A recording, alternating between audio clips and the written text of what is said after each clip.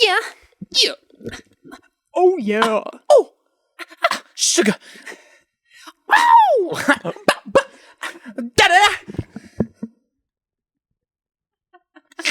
Mama say, mama say, mama say, mama say, mama say, mama say, mama say, mama say, mama say. Shimon. That was good. Thanks.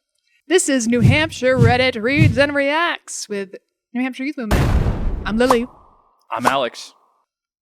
We're here, we're queer, we're reading stories from Reddit that have everything and just a tiny smidge to do with New Hampshire across the board. I don't know what camera to look at now that I got this whole setup here. No, it's true. We're looking at like 3 different cameras right now, which is it's a little crazy. Yeah, we're just becoming more and more professional every day. The setup is increasing in complexity, which is cool for right now. And then in the editing, it makes it a little tedious. But, you know, we do what we can. We do what we can. And we're doing a good job, I'd say. Yeah.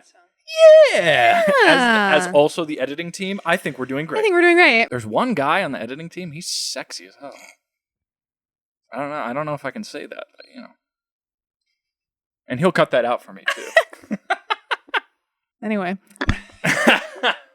We've never done a Reddit Reads with NHYM before, but I'm really excited to bring this segment into the lore, into the repertoire, if you will. Canon. Into the canon. Yes. The New Hampshire canon. Yes. So yeah, I've got some stories saved here that some of them are very rooted in New Hampshire. Some of them are political, policy oriented. Some of them are just about New Hampshire culture. And then others just maybe mention New Hampshire and are more of like your classic am I the asshole, true off my chest Reddit stories. So we'll get into it. And I'm really excited to hear some of your takes on some of these stories. I cannot wait to hear about these. You've been telling me how good some of these are. I'm really excited. Yeah. I've definitely read some of them fully through. Most of them I have not read fully through. So it'll be kind of a reaction for both of us. Excellent. I love that. I love when that happens. All right. We need like a tagline for like, let's dive in or like, let's get into it. That's not either of those things. Story time. Not that one either. You just said I'm vetoing myself. You just said it with no confidence, and I think that's what made me laugh. Story time. Because I knew it was bad. Time to read some Reddit, I guess. I guess. All right. I don't know. We'll figure it out. Let's fire it up.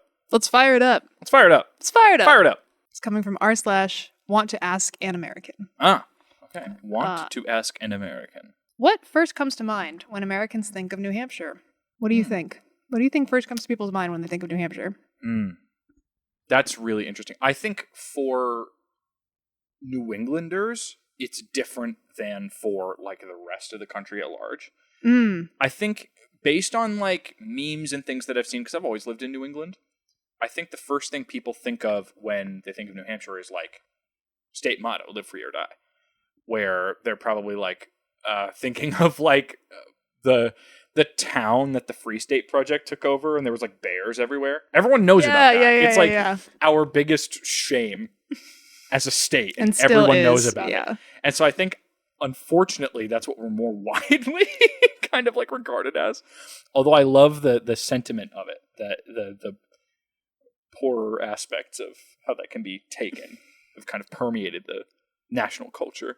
Yeah. But in New England, I think we're seen as like more close to the actual ideal, where it's like, oh yeah, you go to New Hampshire, you can get your fireworks, you can get your liquor, you can get like, there's no sales tax. People go to the Costco up here just to, you know, avoid the sales tax. So it's like a haven for people. And we're also like such a beautiful state. Mm-hmm. I feel like we get a lot of leaf peepers and all that kind of thing. I used to think it was bad in Mass, but it's bad here. Vermont gets a lot of those too, and they've got their like scenic highways or whatever, but we have some of the best leaves in the country, and people know that. It's true. So I think we're more well known for that on the eastern seaboard, but especially New England. Yeah. What do you think of first, just personally? As a also native New Englander and Massachusetts import, I feel like the liquor outlet was the thing that was like, anytime we'd come up to like vacation in Maine or something, or New Hampshire sometimes, that was like the thing my parents got excited about, was to go to the liquor outlet because it's way cheaper. Mm-hmm. And yeah, the no sales tax thing, 100%. I don't remember learning the motto until like well into my time at UNH, I feel. Oh wow. I don't know. It doesn't live in my memory as something I was like, yeah, New Hampshire, the live free or die state. But the commenters do pretty much only say live free or die for what New Hampshire is known for. Live free or die, live free, don't get high. Live free, terms apply. That's funny. Someone says flinty old Yankees and tax exiles from Massachusetts, so that would be us. Okay, whatever. The economy of Massachusetts is bigger because of Boston. True. But, like, other than that, we're similar in a lot of respects. The only state that sells liquor at highway rest stops. Oh, no, Maine.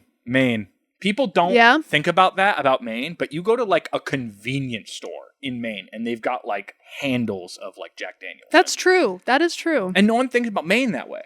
I wonder what. Maybe just because New Hampshire's, like, before you get to Maine, but Maine flies under the radar. I agree. Yeah. New Hampshire leans into it, too, because it's, like, state-run. And Maine is like, that's all private businesses selling. And so you're like, whoa, weird convenience store. Yeah, that's and not true. Like, oh, wow, Maine. But no. That's true. Mm-hmm. All right. That was our little warm-up. Moving along, getting more into the fire, I suppose. Interesting. All right. This comes from r/New Hampshire. Considering leaving New Hampshire. This is 7 days old. Wow. So fresh. Recent. I've been living in New Hampshire for 3.5 years now. I was working at a tech company's satellite office near Nashua. They laid me off a few months ago, and since then, I have not been able to find employment as an engineer. I've applied to L3, BAE, and Fidelity, and they've all rejected me. Even though the recruiters headhunt me. Even though I'm qualified for the job in skills and experience. No, seriously. Remote jobs are highly competitive nowadays, jobs in general. Most of the jobs are in Mass, we know that. No luck getting anything in the northern Mass suburbs like Wilmington, Andover, i.e. anything with a reasonable commute, about an hour. I cannot commute as far as downtown Boston. I just can't. I'm not willing to put up with a 1 to 2 hour away commute. I'm 25 years old. As much as I've wanted to build a life here, I'm seriously looking to move somewhere more urban, not just Boston. Somewhere where I feel like I have my career ahead of me. Somewhere where I can find more people of my age. I just can't fit in New Hampshire anymore, unless I get lucky. I wish I had a success story of young people thriving in this state, but this is just the reality. Ouch. That is... Wow. It's tough to hear. I mean, like... Yeah. It makes me really sad to read this, but it also is so relatable that I certainly felt this way for a while living here. Like, went to UNH, went to grad school at UNH just to avoid joining the job market and try to prolong that as much as I could because I wanted to stay here. And then trying to find a job after grad school and just working like 3-4 different part-time and one full-time job to just try and pay rent. And even then, like still relying on my partner at the time to pay a lot of the bills because it's just impossible. I never really faced this like lack of community that this person's talking about, which I feel very grateful for. But, you know, living in the Seacoast, I feel like it's really lucky to be surrounded by a lot of young people. Like once you get more north, it's just like non-existent, I feel. So it's tough, especially because like down here, we're like, oh yeah, property is ridiculous and rent is ridiculous, which it absolutely is. But then you go up north and it's all private homes. Right. And they're priced at the point of like the people that live there, which is like well-off retirees. Not just retirees, but like pensioned or like massive like retirement account retirees up in those counties. And it's beautiful up there. It's impossible to live there. And there's no young people as well. Yeah. And then, down here, there's like, it's tough. It's tough. I worked as a bartender for a long, long time. There's always, you can bartend anywhere. And one thing I do think about, southern New Hampshire, especially on the seacoast, there is community, but you do have to dig a little bit. Yeah. You do have to dig. Mm-hmm. If you're trying to look for like serious professional work like that, it is really like a needle in a haystack. Yeah. Truly. I feel very grateful to have the job that I have. Even when I was bartending, I felt grateful to have those. I would see people struggling to find work all the time. Well, yeah. I mean, this person's an engineer, which is like one of 3 jobs they tell you to go after in college because it's guaranteed to make you money and land you something. Nowadays, like this person is saying, like getting ghosted by companies that seemingly headhunt you and want you, but then like you apply and don't hear back, or like the pool is just too competitive and you don't have enough experience being a 25-year-old, it's impossible. Like, I remember working at the UNH library for like $35,000 annually, something like unlivable. Ouch. And I had applied for like an upper level position that I was completely qualified for, if not overqualified for. And I had a graduate degree. I had been working at the library for almost a year, and they were like, you just don't have enough experience because you're only 24. And it's like, what are you supposed to do? Like, I can't make myself magically older and have more experience, but I know I would do a good job. I think ageism is a big thing in this state. Yeah. Where I feel like, yeah, young people are like chronically not taken seriously. And not even just in the way of like, oh, those Gen Z kids, they're not drinking anymore. They're not whatever. It's not like New York Times article bashing of young people. It's more just like a lack of respect in like that's reflected in like the systemic way that the state is run. Because there's no support for like renters, like housing is the biggest problem. It's literally been listed as like the biggest concern of voters for the past like nearly a decade at this point. And then it's treated as like, oh yeah, we'll get to it. Like, oh, it's on the radar. It's like used as like a bargaining chip to like get the youth vote, and it's like it's not. Mm-hmm. You see that all the time, especially in a state that's like very, very into like laissez-faire, libertarian capitalism. Yeah, they like pride themselves on.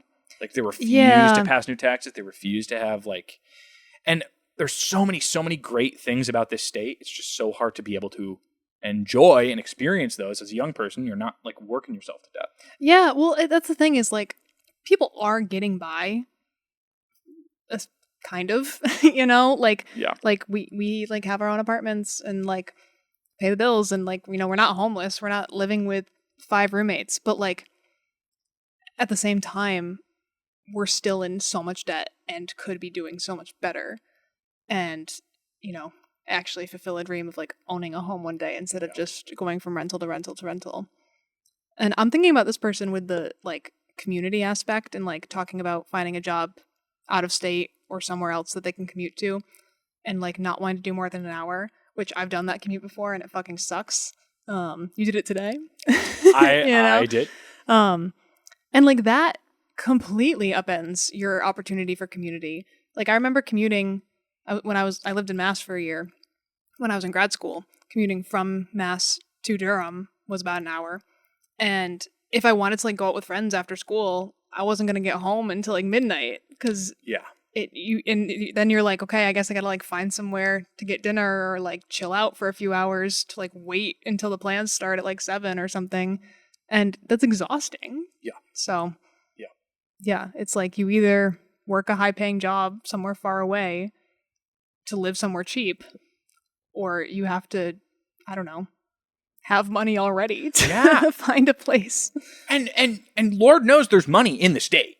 We have so many millionaires. We have so many rich people. Mm-hmm. And it's like where this is a problem across the country. It's a problem across the world. But like it's just not we're not seeing the benefits of all this money that we were just told is laying around. Mm-hmm. You know what I mean? Yeah.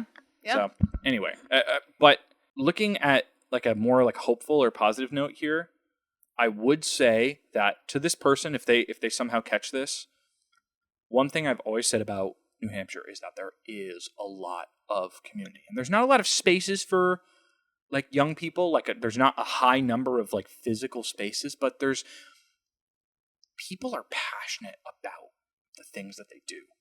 Like obviously, like being a bartender can be very limiting of your free time, especially because you're going to be working the times that people want to go out. But like the communities of service workers, and like there's communities for things like one thing specifically that I have a little bit of experience with is like Warhammer. There's like Warhammer groups and like Discords for gaming stores, and like it can be hard to find your spot and find your place, but I promise it exists here in the state. There's always a group of people willing to bring in someone new. I promise they're out there, especially here. Yeah. And that like it does feel like such a shot in the dark of trying specifically to like find a stable career or work in this state. But like the opportunities are there. You're right. Like, and especially for like an engineer, like we do have tons of opportunities for people in that profession. I think what's fucked up is like job boards and the job market is just full of like bots and AI and people like that would hire you if they had seen your application, but like your application just gets thrown into a pile of shit that doesn't get picked up by a bot, that doesn't get like the correct keywords that's in your application. So it's a whole gamble, and that's really unfortunate. But I agree with you. Like there are so many pockets of community within New Hampshire that, unfortunately, I think just take a lot of luck and circumstance to find, which not everyone has the time or the resources to do that. But I hope this person finds that, because it sounds like they want to stay, you know? Only a week old, like I said, 237 votes, 295 comments. So let's dive into some of these comments. Top comment, not to be overly dismissive, but you're 25. Go get that bag and live your life. I lived in 7 different cities between 25 and 35. I moved to New Hampshire on a whim. Go get a ton of experience and come back and start a company and hire the young people you want to see thriving in the state. Or switch careers and do a job that you can get here if it's more important that you stay. I don't want to minimize the stress of wanting to live somewhere and work a particular job, but that's not usually how it works. People want to live in NYC and have a high-paying job and have time to do cool stuff in NYC and have space to raise kids and also have a community of people they care about and ... It's just hard to check every box like that. If you want to stay, find a way to make it work. If you want a particular career, move to where that career is booming. I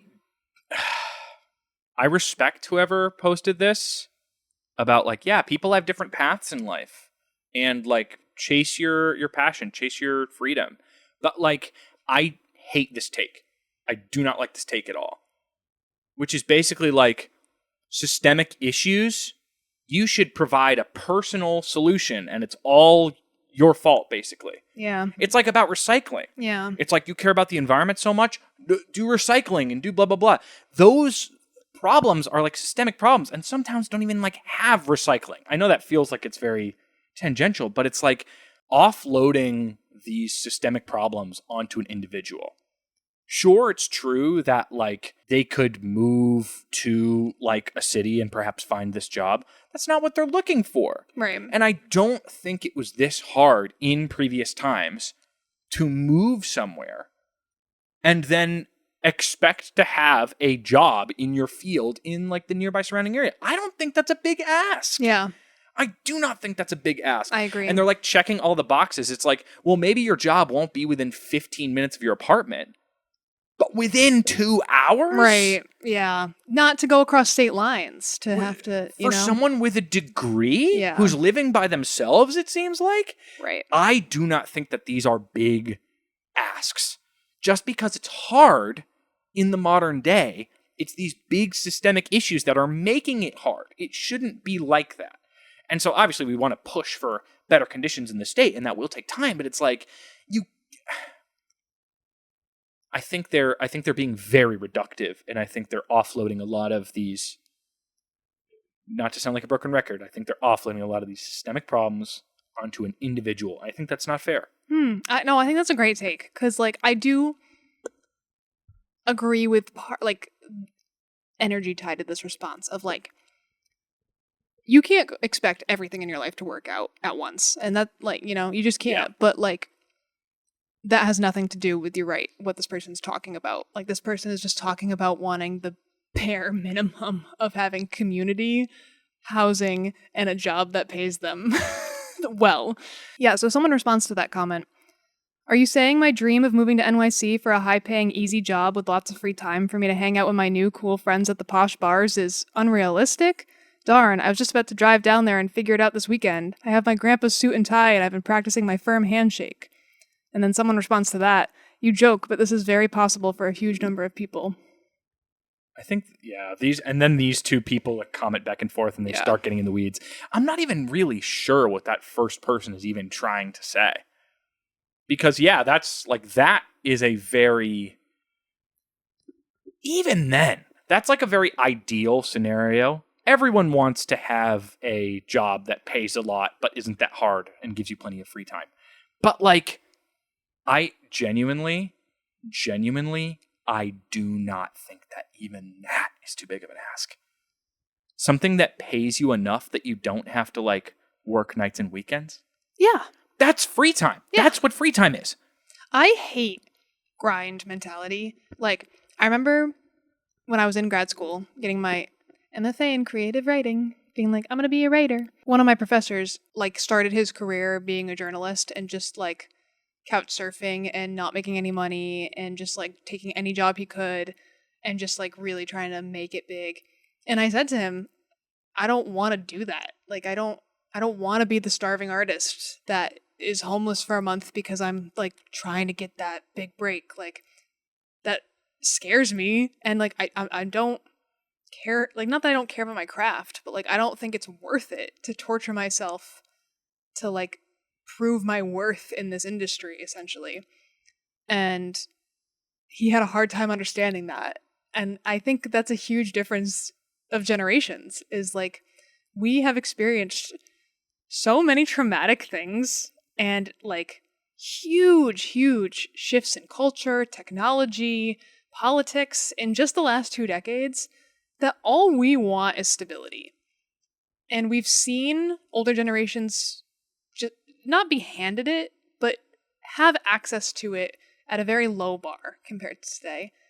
And I think that gets played out as we just don't want to work hard. But I think we work hard every day just to stay afloat. That it is not, like you're saying, not a big ask to have the bare essentials provided, or at least accessible.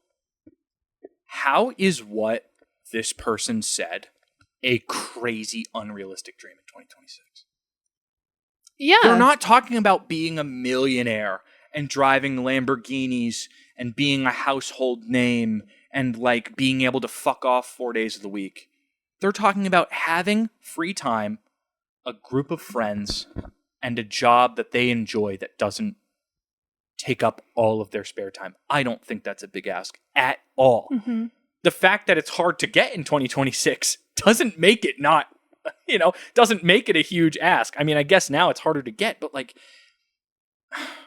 Yeah, I mean, this person says, all they want is somewhere where I feel like I have my career ahead of me, somewhere I can find more people of my age, and that's literally it. That's all they're asking for. And somewhere where a commute that is an hour or less. That's it. That's all they're asking for. And these people are like, oh, you like just want everything handed to you on a silver platter? No. I'm so sick of that. I'm so sick of that. That's crazy. The next comment down says, are you single? If you are, get going. There's a whole country out there. I've lived in New Hampshire for 23 years and love it, but I'm 55. My kids are 20 and 22.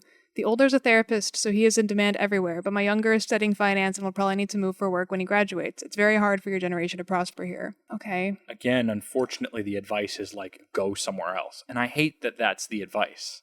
Which, I mean, I guess, but like, that's like completely uprooting yourself. Right. And that requires like a free spirit mentality that not everyone has. I wouldn't be happy just taking off to go somewhere. And I mean, this person even says, as much as I've wanted to build a life here, I'm seriously looking to move somewhere more urban because of the circumstances. Like, I wouldn't want to just up and leave New England, Like, I wouldn't feel at home there. And again, with the community aspect, like, a whole new community, a whole new culture. Why would they have posted if this wasn't a serious conflict for them? Right. Someone in response to that comment says, have you thought of any jobs near Portsmouth, Shipyard, Lonza, SIG, and some others could be nearby? And someone responds to that, a lot of those jobs pay well under the market value. Yeah, that sounds right. So, yeah. And then, there's people recommending jobs. Yeah. Which, that's helpful, I guess, but yeah. Someone says, this is a tough area for young people. Get the hell out of here, like the other commenter said, and come back when you're old and nostalgic. That's tough. Yeah. That's really tough to hear. Oh, okay, this is a nice one. You are not alone. Expect to bounce around until permanence is achieved. Changing jobs, employers could occur for any reason, so be ready to pull up stakes and move on to the next great misadventure. Don't get discouraged. That's nice. I think that's just good advice. Yeah. People have different paths. Like that first comment, I really appreciated that they're like, yeah, people have different paths in life. Right. And you might not be able to lock down that one job right away that'll be your career forever. But also, we can acknowledge the difficulty that young people face in basically everywhere except for like Portland and Boston. And even then, still face a lot of trouble in New England, while also, talking about the benefits of these places and how there could be such a vibrant youth culture here. Yeah. I agree. Moving along. This is from r/New England, and it's a picture of a lobster roll, which I'll put here. And it says, this is 1 year ago, is $37 a reasonable price for a lobster roll like this in rural New Hampshire? Which, Ouch. It cannot be more than 6 inches long. Maybe not even. I don't even think that's one of the mini rolls. Yeah. That looks like one of the 4-inch rolls. It's next to the lemon slice. It's like 2 lemon slices long. So it looks like, obviously you're not getting like a full tail of meat typically when you're getting a lobster roll. But if you see a price tag that's over $30, if I'm not getting a half pound of meat, $37 for that tiny little roll. And like it comes with fries, it looks like, but the fries look they terrible. look gross. They look wet. I'm reassessing my initial vibes of this. $37? And you're right, there's like no meat on that. No. I would pay $18 for that max. That still feels insanely high to me. It does. Then again, I'm not a lobster fan, so I think it's all overpriced. Yeah, it's true. But yeah, people come at it and are like, no, this is what I got for $28.50 at the Little Red Schoolhouse in Campton. And it's like 2 whole lobsters shoved into this An bun. amount of fries the size of the entire platter of the last one. And they look good. Yeah. Put NSFW on that. Yeah. That's funny. Oh my God. Yeah, I would have torn into that. No. That second one looked amazing. I'm from Maine, and even I widened my eyes at a packaged $28 roll. Bestie, don't go there again. Yeah. Oh my God. I don't even think they clock where they got it. No. But whoever is selling that is a criminal. That's outrageous. Anyway, a little quickie between stories. All right, this post has recently been deleted, but this is coming from r/Boston 7 years ago, so a little dated. 7 years ago? Where were we 7 years ago? What year was it? It was Oh 2019. My God, 2019. Oh, that was when I came out. Hey! Wow, 2019. Jeez. We didn't know how good we had it. We thought it was bad then. And it was. We had no idea. We had no idea. What the 2027 story. Now, like, the sky is yellow and the sun is, like, bright red. Literally, it feels like the end times a little bit. Honestly. Crazy. Plagues. Okay. So, this is titled, Why Are People Who Live in New Hampshire So Weird? And it's tagged Serious Replies Only. Serious replies only. Wow. Most people I meet who live in New Hampshire seem to be aggressively libertarian, independent almost to the point of being antisocial recluses, super outdoorsy but not environmentalists, and just angry at Massachusetts and the world in general. What's up with that? Yeah, what is up with that? Well, first of all, let me just say that as also a mass transplant and happily living in New Hampshire now, for a Massachusetts, for a Boston person to say that, wow.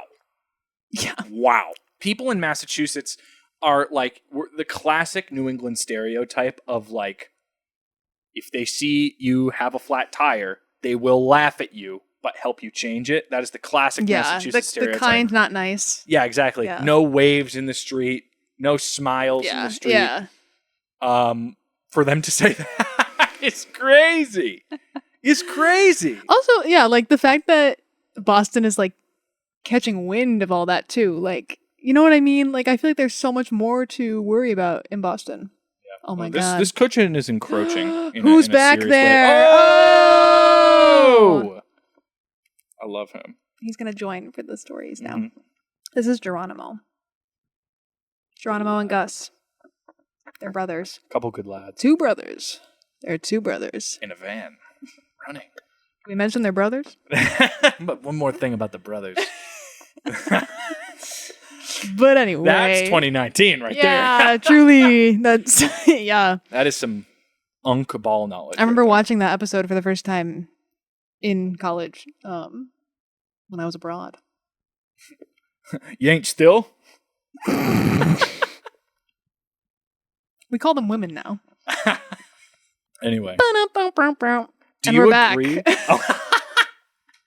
Well, first of all, do you agree with this? Are you like, I can see where they're coming from? So this person says most people I meet, and I don't think that's true. I think there certainly are a collection of people that are this way, a lot of them that work in the state house, but I wouldn't say that most people I meet from New Hampshire are like this. Am I condensed to the Seacoast region? Sure. I don't meet a ton of people far north, but I do meet quite a few people. And I feel like not everyone is a crazy libertarian, outdoorsy, not environmentalist psycho. Yeah. No, I genuinely think like my partner's mom loves to loves to be like, those Massachusetts drivers. Sorry, Alex. I feel like it's just like a New Hampshire joke. I was going to say, like, oh, Massachusetts drivers coming up. Because in Massachusetts, it's like, if you're in Western Mass, it's like, oh, the Eastern Mass people. No, I was going to say, people from Massachusetts hate people from Massachusetts more than any other New England state hates people from Massachusetts. So, like, I think you're right that, like, the New Hampshire hate is just kind of like, but, like, not actually. Yeah.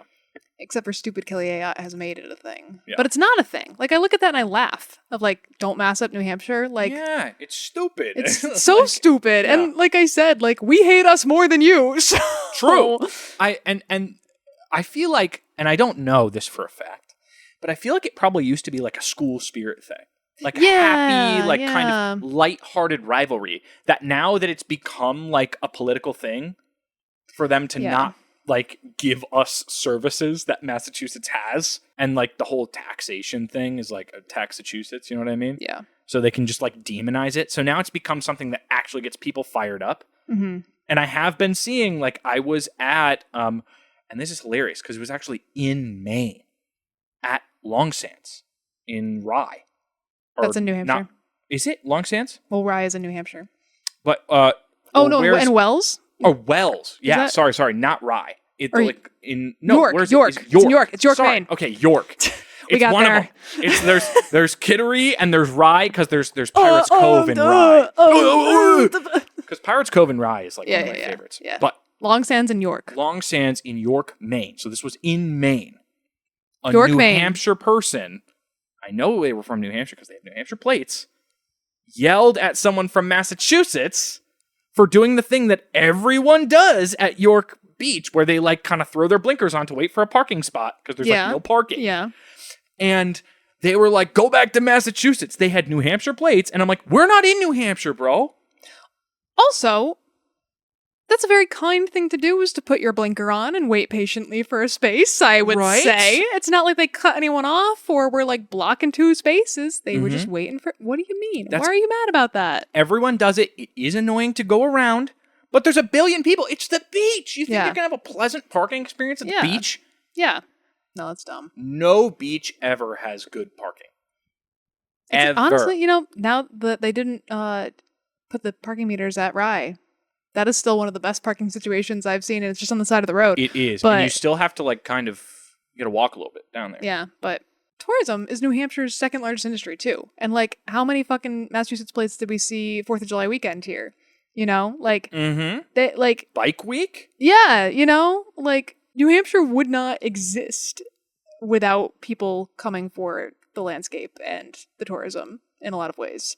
And like, I know that everyone wants to just live in their little bubble sometimes, but like, that's just, you can't, I don't know. You can't expect that unless you're going to like go fuck off in the middle of nowhere. Yeah. I think right now we're kind of acting like the stereotypical, like older brother who's in high school who just like shits on their younger sibling in like a mean-spirited way. Yeah. Where they're just like, hey, big bro, you want to hang out? And it's like, get out of my room. I'm listening to music. We need to get up into that other sibling energy of like, we can have that playful banter. But like you said, it's like, not only do we like depend on tourism, but we're New England, we're kind of like a unit. Yeah. As much as we can like rib each other about driving or like I know that Massachusetts people make fun of New Hampshire people for this exact kind of stuff, and we can take it in stride. We don't have to take it personal. Yeah. Yeah. Everyone just needs to relax. Unclench your asshole. Just a little Seriously. bit. Can we go back to like hating on non-New England states? If we're going to hate on anyone at all. Hate on the Midwest, please. Yeah, come on. Please. Come on. Come on. Come on. Yeah. Sitting right there. They can make fun of us. We can make fun of them. Let's just not do the thing to our neighbors. You know what I mean? Yeah. Like, we're neighbors. I agree. All right, let's get into some of these comments. Yeah. Top comment. They resent the fact that their libertarian state government doesn't let them smoke weed. Well, that's part of it. Although I hate that that's how it just gets boiled down every single time. There's bigger issues here. New Hampshire is just a fucking bizarre place that attracts other bizarre people, and I say this as someone that grew up in the state. I mean, I don't know. I remember coming here for school and then like officially living here. And my first thought was like people in New Hampshire are so nice compared to people in Massachusetts. It's true. Yeah, like the community is just like people really do look out for each other, it felt, at least at the time, back in 2017, 2018, pre-COVID. I don't know. I never once thought like, oh, people are fucking weird up here. People are weird everywhere. I also think weird is a stupid insult. Yeah. People love to use the word weird as an insult, and I think that's so... So you're just saying you're boring, basically, and anything that isn't boring is insulting to you in your boringness. Yes. I think so. We have a lot of cool and vibrant and interesting things going on. We have, like Apple Harvest Day in Dover is huge. Yeah. What other states have, like, massive, like, farm festival days anymore? Maine. That's true, but are they as big? No. Because Maine is so spread out, I feel like it's tough to get to those things unless you live there. Yeah, like Concord Market Days. Yeah. People from all over show up to that. Yeah. I know, that is something really special about New Hampshire is how, like, even though the U.S. is just like this in general where it does take time to get places, like, it could take you a couple hours, like, New Hampshire still is pretty centralized. Like, it is, I won't say easy, but, like, you can get to and from one side of the state to the other within a day. It's true. And you can't say that about a lot of states. Yeah. I've taken day trips up north. Yeah. Shout out Mad River Coffee. Ooh. Up in northern New Hampshire. Some of the best. They have like the coffee ice cubes, so when they melt, it's just more coffee. Oh, that's so smart. Oh, I should do that. Best dirty chai I should do that. I've had in like forever. Yeah. Oh, this is a long one. I visit New Hampshire nearly every weekend between March and October. It's definitely a bit weird, and I have always found their live free or die motto to be completely bullshit. I-93 is full of predatory speed traps, especially the last weekend of the month when the stadies need to make their quotas, which is stupid. And marijuana is still legal despite being completely surrounded by countries where it is legal. But hey, if you want to ride your motorcycle up I-93 without a helmet on, you're completely welcome to. When I visit New Hampshire, I never feel truly welcome and always have this feeling that someone is out to get me for some reason. To me, Maine is the true live free or die state. When I visit Maine, I never have that weird feeling I get in New Hampshire. I eventually want to move to northern New England since I spend so much of my free time up there already. I would never consider living in New Hampshire, though. Maine and Vermont have always seemed like better states to live in. Edit, I also forgot to add that CBP often set up checkpoints on I-93 or I-89 where they stop every vehicle to question whether the occupants are U.S. citizens. Not sure if New Hampshire has any control over those checkpoints as they are run by the feds, but nevertheless, it is another strike against live free or die. Wow, and that was 7 years ago, Wow. too. Yeah. And so, Customs and Border Patrol. Oh, I was like, what is CBP? Yeah. Damn, that makes me sad. And I will say, as someone who was fluctuating between New Hampshire and Maine during this time, 7 years ago, 2019, when my girlfriend lived in Maine at the time, I got that weird feeling from Maine that I didn't feel in New Hampshire. Like, going into, like, kind of like central rural Maine. Like, I kind of felt like that weird, like, I don't belong here. People are out to get me. But I never felt that way in New Hampshire. Me either. Yeah? It seems like they just got pulled over a couple times and then they were on edge. Yeah, I think it's a personal thing. Especially because they say March through October, so they're a leaf peeper. So they come up during like leaf peeping season when we all know, we residents know the cops are out. Yeah. And like residents are like, like staying home as much as possible because they know the roads are a mess. Mm-hmm. And so that time of year, actually, probably it would feel that way because locals are like sick of tourists clogging up the I-93. I guess true, yeah. You've seen that meme. I think it's like New England Dad did it, where it's like New England states during leaf peeping season. Oh, yeah. And where it's yeah. like the New Hampshire's like, it's fine, everything is fine, it's so beautiful up here, as long as those massholes don't clog the like I-93, like everything will be great. And then it switched to Mass, and he's like, don't worry, we're going to New Hampshire straight up I-93. And I'm like, No, fuck the highway. 495 can suck my dick. I hate driving on that highway between Mass and New Hampshire. It's awful. so basically what they're saying is they come during the time when locals are most jaded about people clogging up the roads, and they're like, the locals hate me. Right. And I'm also like, yeah, are you being an asshole? Because then people are going to be an asshole back to you. Exactly. You know? I like, and not to like shit on this person, but it just seems like they have a very skewed perspective based on the facts that they literally gave in this comment. I have always found New Hampshire to be much more welcoming, even than Massachusetts. Like my hometown, I go back and I like don't nearly feel as welcome as like Me from too. random people in literally like Manchester. Yeah, no, I agree. It doesn't sound like any of these commenters are actually from New Hampshire either. It's r/Boston. How many New Right. Hampshire answers I mean, do they true. expect to get? We're That's not so going true. on r/Boston. What do we care about Boston? That's so true. I forgot about that. If you want to experience Boston culture, go to like a bar that's like kind of bad in Portsmouth, full of Bostonians. Ooh, okay. This is having lived in Manchester for 14 years before moving to a Boston suburb and then finally into Boston. It would really depend on the age group you're talking about.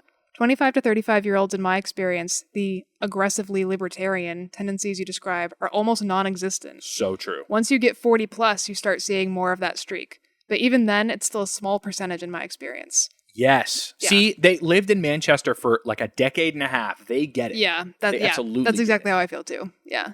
So you know it's weird, like this like old wives' tale almost of like the aggressively libertarians living in New Hampshire. It's just confirmation bias. Yeah. It's just confirmation bias. How many New Hampshire young people venture out into the other states? I mean, yeah, that's true. We don't have the time. We just talked about that. Yeah, we yeah, don't have the time. time. And It's then when we like- find community, we stay here. Right, yeah, no, you're right. It's like I think it's the same mentality of like calling massholes. Like, you know, thinking everyone from Boston is just some like finance bro jerk. Which is absolutely not even Right. true for most of them. It's just the ones you see because they have the free time and the money to go everywhere. Ooh, okay, here's another one. Confirmation bias on your part is part of it. You probably meet lots of people from New Hampshire who aren't like that, but you assume they aren't from New Hampshire because they don't fit your expectation. And then there are lots of people from Massachusetts who also fit your expectations for people from New Hampshire, but you don't notice them. It's not like people lead with what state they're from in all social interactions. But if you do want to be angry about antisocial recluse who lives in the woods, New Hampshire is a pretty good place to do it. See, what did I just exactly say? Yeah, this is kind of what we were just saying too. I'm from New Hampshire, North Conway. I live in Boston now. The general attitude towards Boston people is that they come up to New Hampshire and are basically rude as fuck and drive like shit. I've never seen anybody from New Hampshire so easily toss empty beer cans into a river or toss trash on a trail, but I've seen plenty of Mass people do it, and instead of just picking it up, they'll argue with you instead. I think oftentimes Boston people look at New Hampshire people as dumb hicks, which I've seen a lot of in this thread, and use that as an excuse to create the dissonance in their head needed to be elitist assholes to the people that choose to live there. Obviously, there's a lot of generalizing here, and it only takes a few shitty people to ruin it for everyone, but those shitty experiences stand out. So, there you go. That's so true. And again, you come to New Hampshire only during peak leaf peeping season on the weekends, and you're not going to have the best time in the entire world. Right. It's like going to the beach on like the weekend of July 4th. Yeah. It was so crowded, there was no parking. Oh, it's so true. The locals hated me. Come on, what do you expect? I Have a know. little bit of, kind of some kind of internal dialogue. Yeah, that's like going to the grocery store on Black Friday or something, or like the Going mall, to the grocery store on Black the day Friday, or before like Thanksgiving at 5 p.m. Yeah, they didn't have any food. They had one turkey. Yeah, that's exactly it. People are fucking dumb everywhere. Doesn't matter what state you're from. No, it's true. They're assholes everywhere. And we're transplants, and I think we love this state. I feel more at home here than I do in Genuinely. Massachusetts. Yeah. Genuinely. Yeah. And people would probably think that we're from New Hampshire, I would think. And we're not. It's true. So. This is the New Hampshire vibe, is just kind of being like a realist and chill, I feel. Yeah. Like minding your own fucking business, honestly, Really? is the vibe. I think it's the vibe. That's what I think too. So. Anyway. Yeah, anyway. What's going on?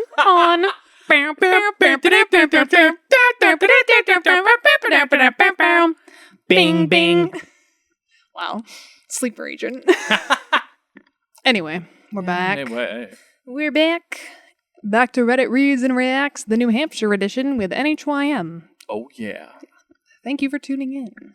Nothing makes me feel more like a radio host than these mics.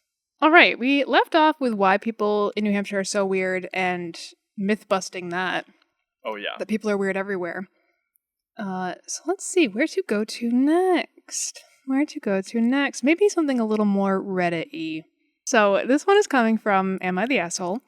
It's 6 years old, and it's titled, Am I the Asshole for Buying Property in New Hampshire and Assuming Holiday Hosting Duties with It? About a month ago, I, 44 male, purchased an acreage in New Hampshire. The acreage has about 3 houses on it. One house, House A, has 3 beds, 2 baths. One has 4 beds and 3 baths, House B, and the other, House C, has the same.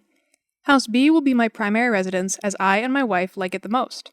We have 2 kids, so it works nicely space-wise. My mom died in January due to heart and kidney failure. My mom was the primary holiday hostess who asked me to host Christmas and Thanksgiving when she died. Every member of our extended family went to Mom's house for holidays. I loved it, and she loved hosting. I loved helping with the hosting, and as my mother declined, I began to take over more and more. By last Christmas, I essentially hosted everything but at her house. Made the main meal, decorated, etc. My extended family is large to say the least. I only have 1 brother, but my mom has 6 siblings. My father died when I was in kindergarten. His family has never cared much for me or my brother after. My aunts and uncles have a total of 17 kids and stepkids between everyone. Wow. And about 8 grandkids, step-grandkids. Considering every bedroom and every house is spacious enough to host nearly everyone else lives about 20 minutes away, I assumed holiday hosting duties. I did this because not only did my mother ask me to host, but also have optimal space for everyone to stay here over the holidays. Every immediate family, as in, for example, my aunt and uncle and 2 cousins can share a 2-bed bedroom in a house they share with other family members, etc., can have their own bedroom and stay over during the time being. I think it would be a good way to get the family together as I'm the only person in the family with this much space. My aunts D and Q called me after I announced to the family group chat that I would like to host all of the upcoming holidays in the coming years because I have the space, means, and I just love to host. They were furious. They said I was tarnishing my mother's memory by taking over and I'm trying to replace her. I argued that all of my cousin's children only remember holidays with me heavily contributing to the hosting, as well as that my mom was gone and she wanted me to host in her memory. I asked D and Q who would host if not me, and they said, no one will. We will just have holidays with our individual families. This is odd considering that before Mom died, they got angry when the idea of celebrating individually was brought up. I don't agree with this because our family is tight-knit and holidays have always been the only times of year that we all get together and see each other anymore. Also, if my family didn't want to celebrate with me, which isn't the case considering the general consensus in the group chat was that they loved the idea, they weren't forced. So Reddit, am I the asshole? I mean, no. No. Based on the information that we have, which is only one perspective, sure. But based on that information, absolutely not. There's 2 dissenters here. So they didn't like the idea of celebrating individually when OP's mother was hosting. But now they don't like the... Maybe they just don't like him. Maybe. Which is weird because, like, he was heavily part of the process of hosting when she was alive. And, like, did they not... They seemed to enjoy the holidays then, too. Yeah. First of all, to get a... So OP called it an acreage. But to buy... So it's probably triple digits of acres with 3 dwellings? Yeah, because... Well, how much is an acreage? Because an acre is, like, not that big. Is an acreage the same thing as 1 acre? I feel like acreage being a term for the whole thing. Yeah. Yeah. Okay. So we don't know how big. But we don't know. 3 houses. And the state has weird regulations about how many dwellings can be on a piece of property. Right. So it's probably quite large. Yeah. Yeah. And they all live 20 minutes away. If these are the only 2 people dissenting, I really just think that these 2 people just don't like him. Yeah. It's And it sounds like these are probably the mom's siblings, Yeah. the mom's sisters, Yeah. Aunts D and Q. Like, I wonder how much time has passed between the mom passing. Oh, my mom died in January. So it's been almost a year. Yeah, because all the big holidays are like Right. in fall, winter. So if it was like really close to the death date, I can see why they'd be like, it's just too much getting the family all together. Yeah. I don't want to think about that. But it's been, not that the grief has a timeline, but like, it's been almost a year. And you're just going to throw away that tradition, specifically when the mom asked him to assume hosting She duties. asked him. That was her dying on wish. her deathbed. Yeah. Like, yeah, there's got to be something here that they have some kind of like vendetta against this guy, or just like, yeah, just don't like him. Yeah. Maybe they saw him like taking over or like seeming to take over hosting towards the end of her life as like him trying to take the spotlight in some way. Or maybe he just kind of has like a big personality that makes him, I'm assuming he here. I don't know if Yes, OP... it's a 44 male, it said. Oh, okay. So like maybe they just, I don't know. Maybe they want to be the center of attention or like just cause I genuinely cannot fathom why they would have an issue with this. Especially because he says at the end, like, this is odd, the comment of we'll just host individually, considering that before mom died, they got angry when the idea of celebrating individually was brought up. So, like, unless they were, like, I don't know, trying to appease the mom of like, oh, no, we would hate to celebrate individually. Like, of course we want you to host. And that was just like because they felt bad because she was dying, but actually wanted to celebrate individually. You know what I'm saying?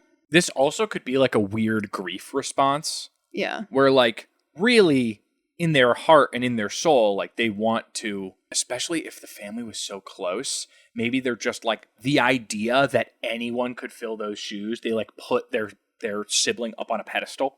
Yeah. And they're just like the gall that the young ones are going to start taking over the hosting is like egotistical. And then when OP made the very fair point of like, well, who else is going to do it? It just makes sense. They're just like, no, we're just going to celebrate individually. I think this is a knee-jerk, probably grief. Yeah, because it sounds like these two aunts are like the matriarchs, or they were along with the mom. Yeah. They were the old generation. So now, like, yeah, maybe they're like trying to assume that role still of like we're the decision makers. But like he says that everyone else in the family group chat loved the idea. So like why do these two aunts get to decide for the entire family how shit goes down? Like if they don't want to go, they don't have to go. Which would be sad, but Oh, because now I'm kind of thinking this could be kind of like a power trip thing. Where like OP's mom was probably, like the matriarch, like you said. Always did the hosting, always did the planning. And even until her, like OP says, decline. Yeah. She was like kind of probably had final say on a lot of stuff, even though OP was doing a lot of the effort and probably followed in his mother's footsteps in a lot of ways. And now they're like, now it's our turn to kind of be in charge and to like lead this, but they don't have the space to host. So they're just making the decision for everybody else to reclaim some kind of like power in the situation. Yeah. I do feel that they probably feel usurped by OP in some respect. Probably, which again it is weird because like he was helping all these years anyway. It's not like he's doing everything completely different or like is demanding that he take that responsibility. Like his mom asked for it and he's been doing it for years. So yeah, this is weird.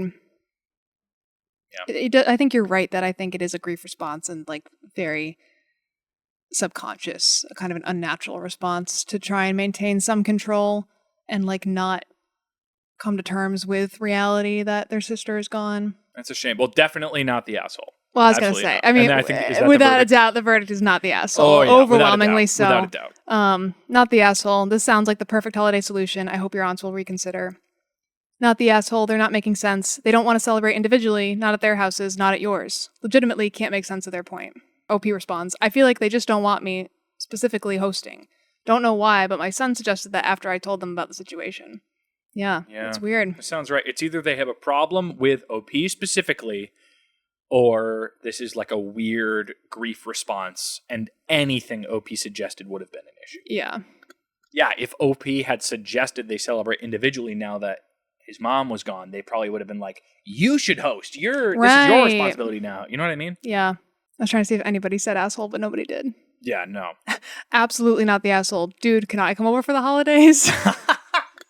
I know, seriously. Yeah.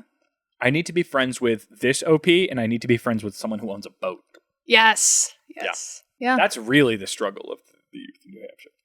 We just need more boats. We need more boats. It's true. Give me boats. You mean we live on the seacoast and we can't go to the sea? We can't. Let me go to the sea. Captain, I want to go to the sea. I want to go to the sea. I want to go in there. I want to touch the water. I want the water.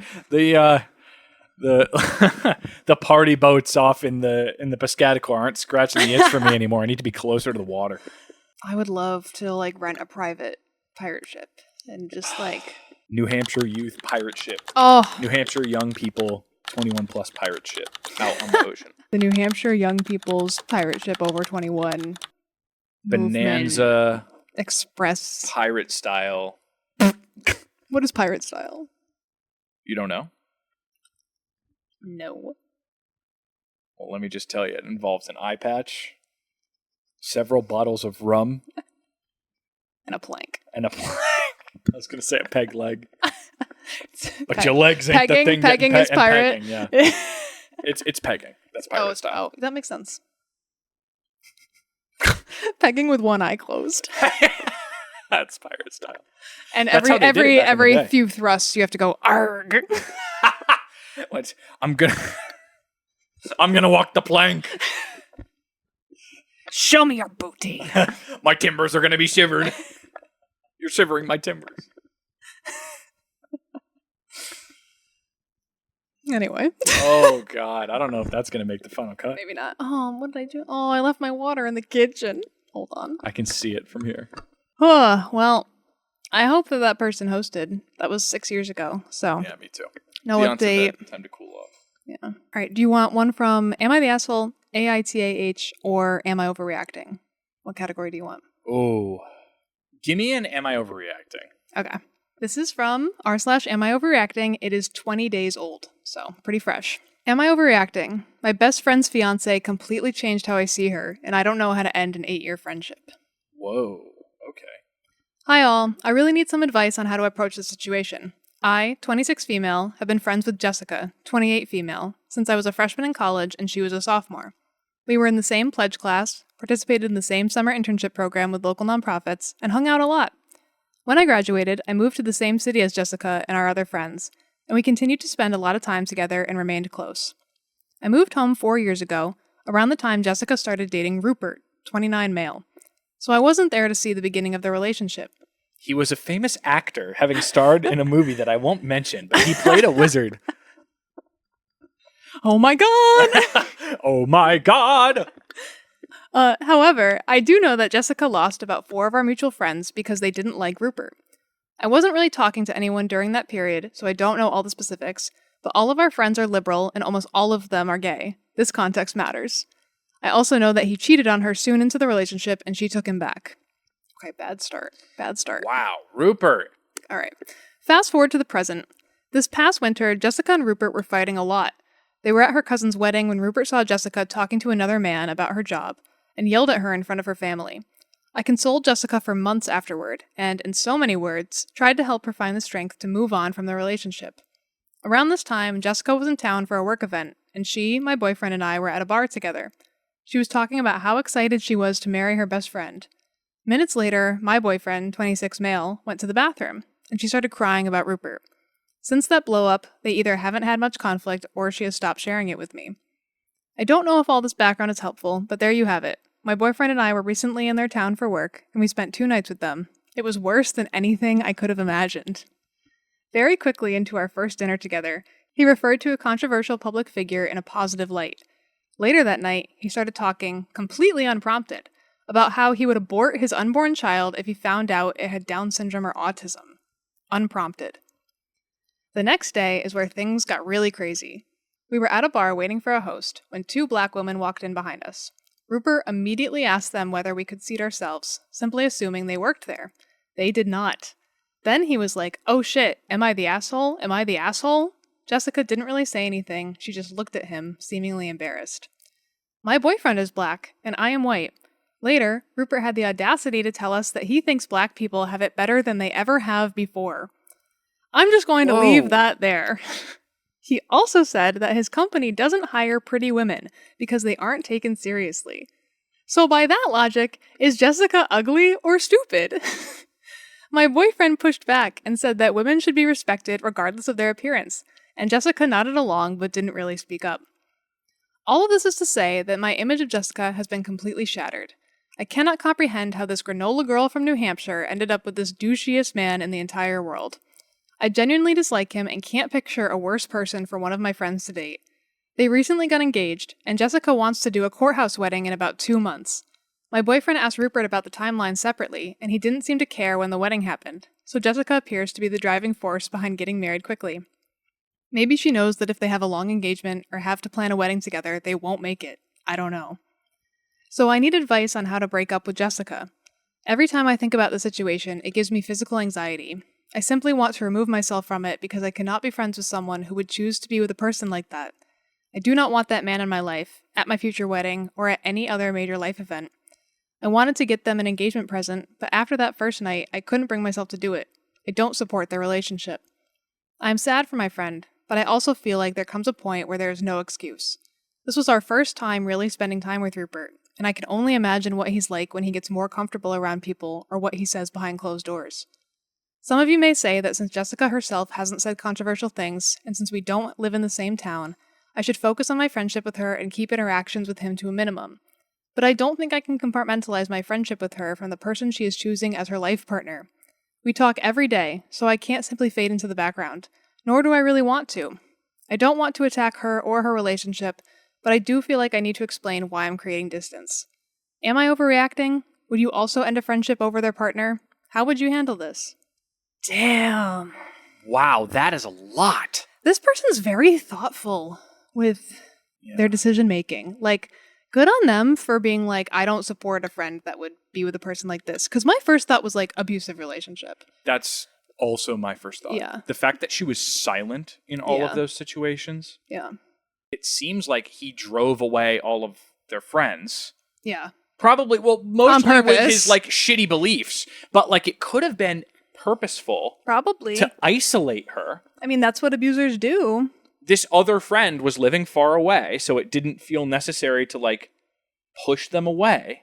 Oh. Yeah. That was my knee-jerk reaction, was like, I don't really want to blame Jessica, but at the same time, what have, like, and I feel weird saying this because of my own privileges, my own statuses in society, but like, what have people of color been saying about white women all this time?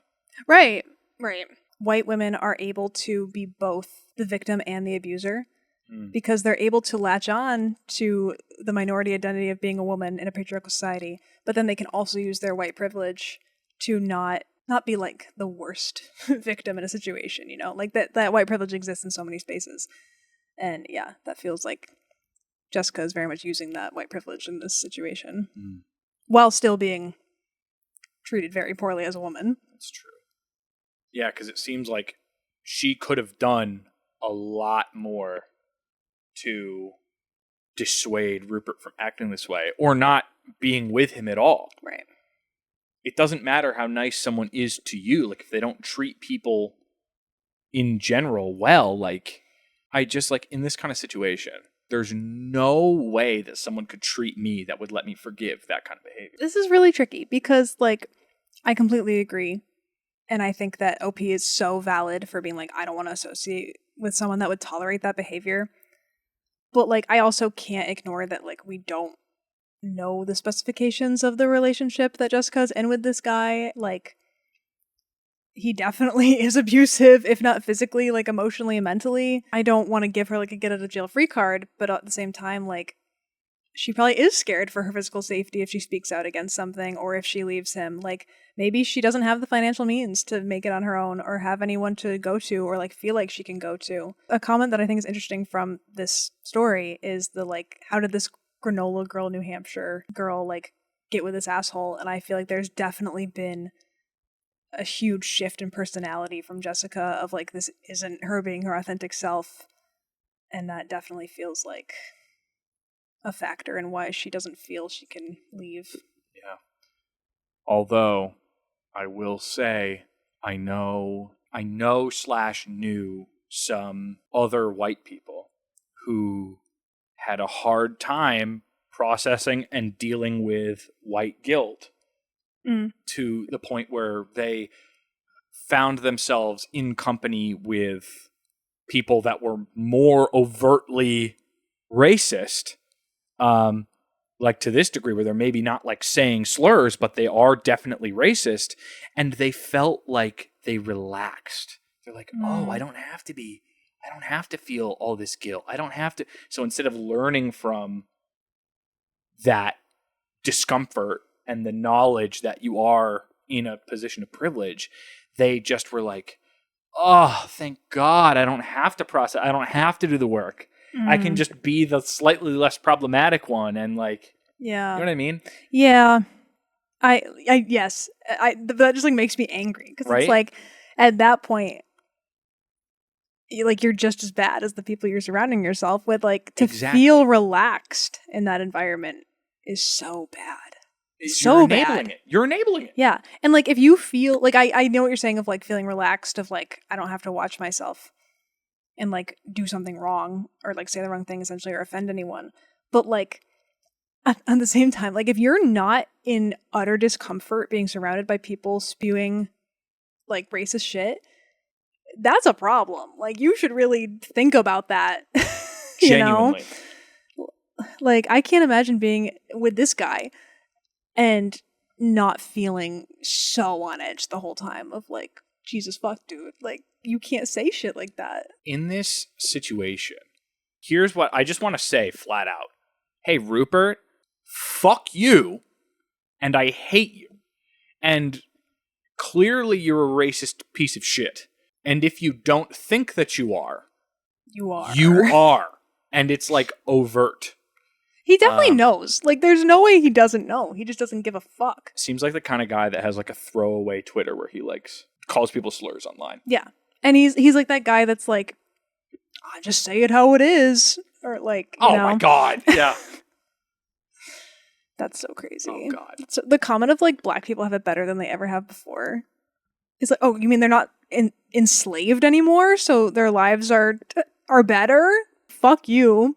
Yeah. Oh no, I'm not eating like shit anymore. I'm eating gruel. I have it so much fucking better. Yeah. Obviously, we can't speak from the experience of like people of color, right. But we can look at society and look at like public policy and see that like saying shit like that is so minimizing of the massive systemic issues that people of color face. Yeah. And like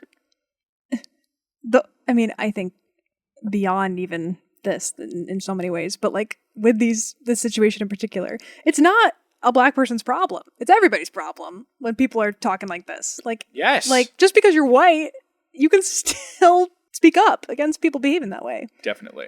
So if you were OP in the situation, what would you do? Well, first of all, I don't want to, like, this is not me, like, patting myself on the back. This is, like, bare minimum shit. I have worked in situations, not necessarily, like, blue-collar situations, but, like, I've been in workplaces where it's all white dudes who have been saying problematic shit. You can address it. Yeah. You can always address it. There's a way to be productive about it and not necessarily put yourself in danger if you're very outnumbered morally. But, like, you have to find a way to bring it up. Yeah. You have to talk to Jessica about it. Yeah. You can no longer console her about this asshole, and you have to make that clear. Yeah. If that makes her drop you, that's on her. Yeah. If she has any kind of sense, if she really has decent morals and she's being, like, weirdly forced manipulated into this relationship, then she will latch on to you as someone who can help her. Mm-hmm. But you cannot, like, I understand there's a lot of anxiety, and it seems like OP isn't, like, a man, so they probably feel, like, physically threatened in this situation with this asshole guy, but, like, you have to do something. And I think the worst thing that you could do is drop Jessica with no... I know, I do worry about contact. that, specifically, like, seeing the signs of an abusive relationship. It's like, so you're just gonna leave her with this guy, like, that she's gonna get married to in 2 months? Jesus. I can't remember if it said if she's tried to talk to her about him before. I do not think so. I distinctly recall that she has not talked to him in any meaningful way. Her boyfriend at the restaurant was, stepped in and said something, which I feel like he shouldn't have had to speak on behalf of all people of color to this asshole. But, like, at least he was willing to do that. Yeah, OP has not talked to Jessica at all.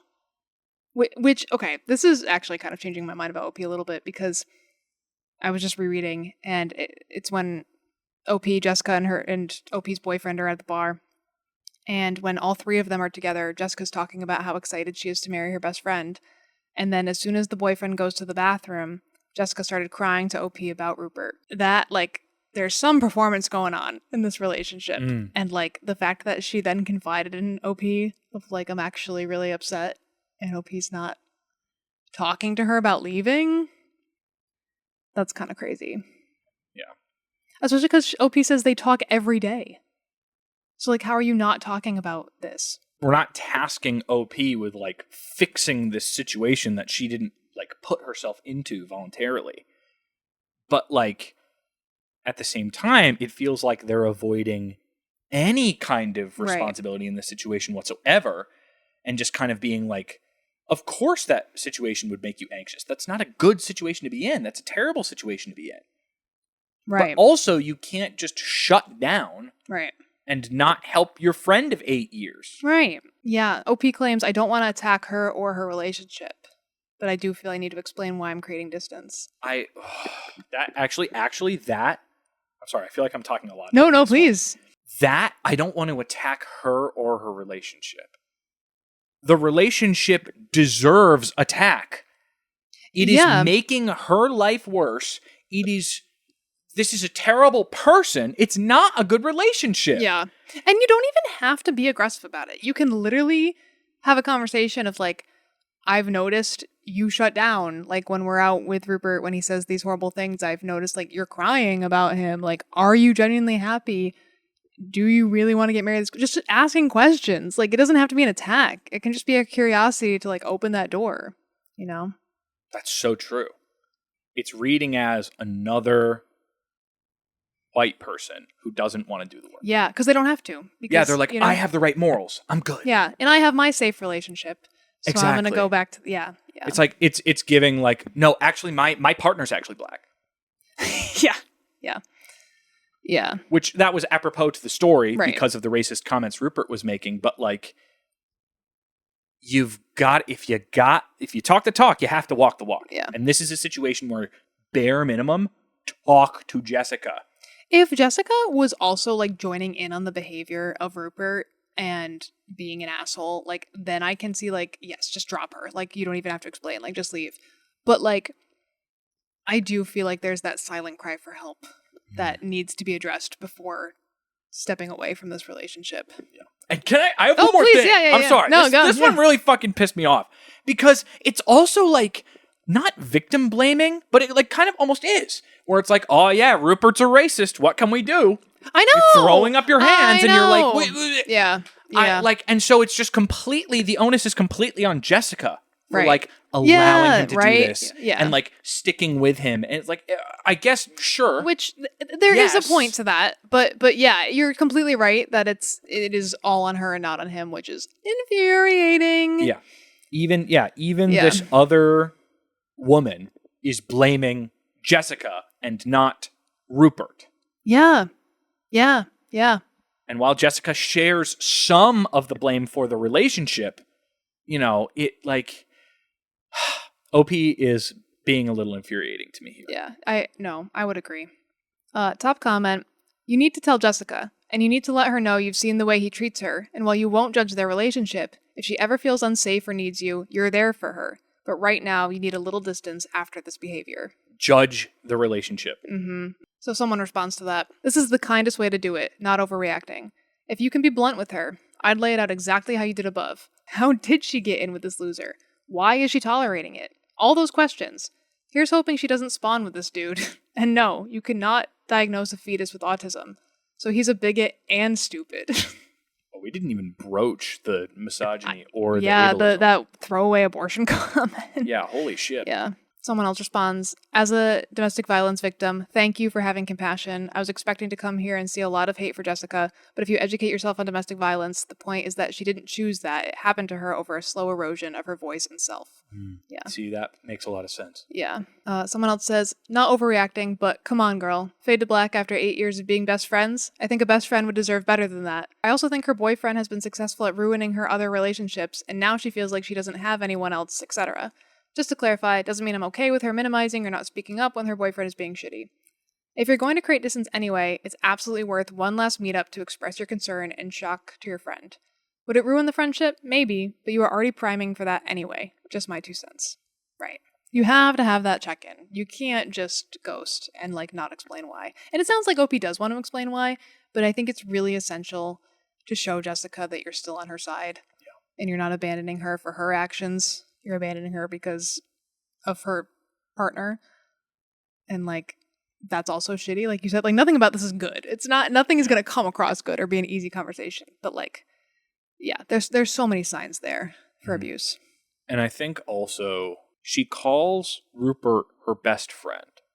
And to a lot of people, that'll seem like a compliment and like she's choosing him. Keeping this in mind, Rupert has effectively torched all the bridges of her old friendships. So it may not be he's her best friend because they have so much in common and they have so many laughs and they have such a great time together and she loves him so much. It may just be that he is her only friend, especially if this person just moved back. They've been friends for 8 years. She said she had moved for 4 years. Right. So this isn't continuous in-person friendship of 8 years. This is coming back after lag time. Yeah, 100%. Which, again, as we said, classic abuse strategy of creating that distance, taking someone away from their support system and their community. Yeah. Someone says, not overreacting. I'm just wondering if you've had a heart-to-heart. Sometimes these situations involve so much hidden emotional abuse, the person has no self-value anymore, and they have shrunk into survival mode. So far, he's driven away friends, socially isolating her. So you think his comments in front of you are an accident or a purposeful manipulation to drive her away. I would at the very least ask if she has some time alone to talk and make sure she's safe and he's not nearby. Then I'd talk in person or send a message out of place of concern. If she doubles down, then move it into the breakup message. Something like, we've been friends for so long and I really felt like I knew the true you. Lately, I feel like I've seen a lot of change in you that has me concerned, and I'm worried that you may be in a bad place. I knew you to be caring, loving, and inclusive of all people, to believe in equality, and you knew your own value. Lately, I've been noticing your light has been dimmed. You're more withdrawn, and you're honestly letting some pretty vulgar comments be said in your presence. It makes me concerned for what you may be enduring behind closed doors. You've lost some longtime friends lately, and I know you must be noticing that and thinking about why they walked away. Is there anything you want to talk about? Yeah, that's very well said. That's very well said. Well, that's all we have for today. There are many more stories in the Reddit-verse with mention of New Hampshire. But we may have to save those for another day. If you're watching and you have your own interesting stories about your life in New Hampshire, at college, at your wherever. I really want New Hampshire college stories. Please, that'd be so cool. All of them. All of them. You can post them on Reddit. Just mention New Hampshire Youth Movement somewhere, and we'll find it. We'll find it. If it's got New Hampshire in it, we're gonna find it. Or send us a DM too. We'll read those. Send us a DM. This has been so fun. I'm really excited to read some more stories going forward, but this was awesome. Very good selection. Thank you for your wonderful takes and coming along. Thanks for having me. All right, we'll fire it down. I don't have a good sign off. We'll figure it out. Bye. Bye.